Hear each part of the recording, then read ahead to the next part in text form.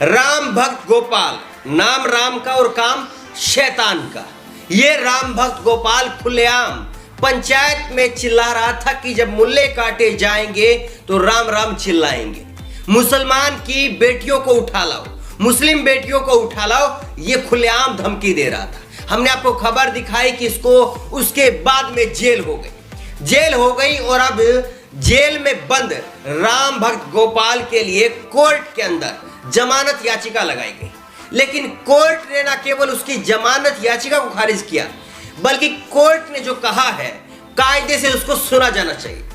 Court ने वाकई आज शानदार टिप्पणी की है इसकी जमानत याचिका को खारिज करते वक्त, और कोर्ट की इस टिप्पणी को ध्यानपूर्वक सुना जाना चाहिए और कोर्ट की इस टिप्पणी को दूर तक पहुंचाने की भी आवश्यकता है कि आखिरकार देश में कोई तो है जो देख रहा है, कोई तो है जो समझ रहा है, कोई तो है जो महसूस कर रहा है। कोर्ट ने क्या कहा है इसके बारे में? कोर्ट ने कहा है कि ऐसे व्यक्ति, राम भक्त गोपाल जैसे व्यक्ति महामारी से भी ज्यादा खतरनाक है। कोर्ट के अंदर उसकी वो वीडियो क्लिप चलाई गई जिस वीडियो क्लिप के अंदर ये कह रहा था कि मुल्ले काटे जाएंगे तो राम राम चिल्लाएंगे।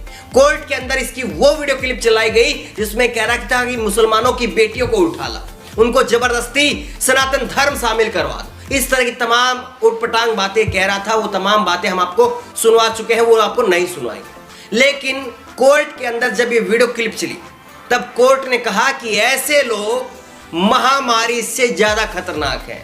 ये कोर्ट ने कहा है। एक एक शब्द कोर्ट का सुनने लायक है, वो एक एक शब्द आप ध्यान से सुनिए। अगले 8 से 10 मिनट में कोर्ट ने आज क्या कुछ कहा है वो आपको बताएंगे और वाकई ये एक नजीर की तरह से है।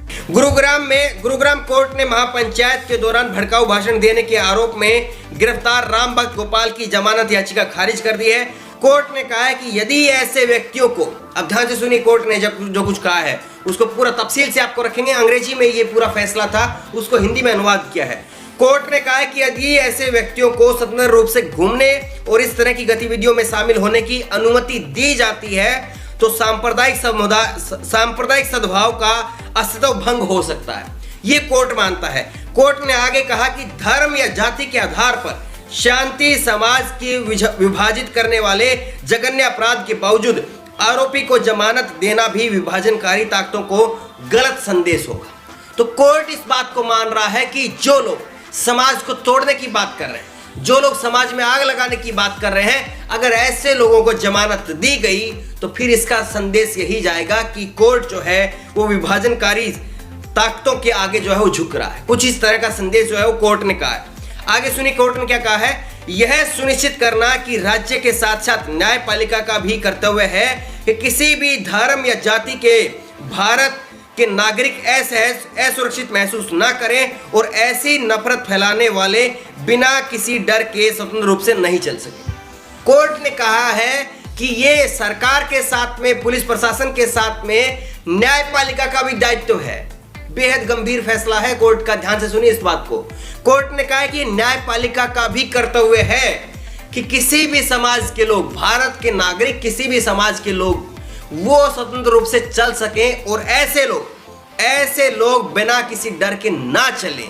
ये कोर्ट का दायित्व है। कोर्ट इस बात को कह रहा है किसी को भी केवल धार्मिक दंगों में आग लगाने की अनुमति नहीं दी जा सकती, क्योंकि उसे बोलने की स्वतंत्रता है और वह किसी विशेष समूह या धार्मिक समुदाय के प्रति नफरत फैला सकता है। तो कोर्ट का ये फैसला एक नजीर की तरह से देखा जाना चाहिए।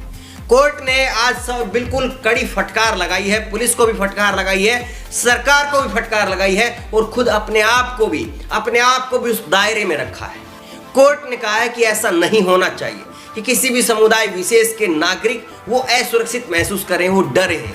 यानी सीधे तौर पर कोर्ट ने कहा कि इस तरह के लोग जो कह रहे थे कि मुसलमानों को काटेंगे, ये उनकी बहन बेटियों को उठा लेंगे, तो ये इसकी जिम्मेदारी उनको सुरक्षा प्रदान करना और वो बिना डर के, मुसलमान बिना डर के आजाद जिंदगी जिए, इसका कर्तव्य है। ये ड्यूटी बनती है सरकार की, ये ड्यूटी बनती है पुलिस की और इसमें साथ साथ ये न्यायपालिका का भी काम है।